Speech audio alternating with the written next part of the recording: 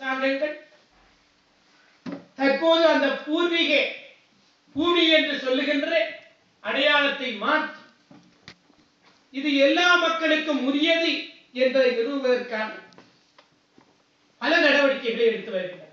இங்கே எங்களது கௌரவ பாராளுமன்ற உறுப்பினர் ஐயா அவர்கள் அழகாக உங்களுக்கு சுட்டிக்காட்டியிருந்தார். முன்பெல்லாம் தற்போதும் கூட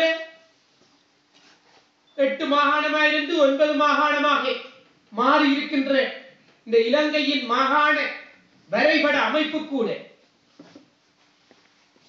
இந்த வடக்கு கிழக்கு தமிழர்களின் பூர்வீக பூமி என்று அடையாளம் காட்டப்படுவதில் இருந்து மாற்றியமைக்க வேண்டும் என்பதற்காக அதன் மாகாண எண்ணிக்கையை குறைத்து அந்த இலங்கை வரைபடத்தை கூட ஒரு நீளமான அளவுகோல் என்ற வகையில் அந்த மாகாண பிரிவினை உண்டு பண்ணி அதிலே கூடுதலாக சிங்கள பகுதிகள் அந்த மாகாணத்திலே உட்படுவதற்கு ஏற்ற ஆலோசனைகளை கூட இந்த அரசாங்கம் திட்டமிட்டுக் கொண்டிருக்கின்றது.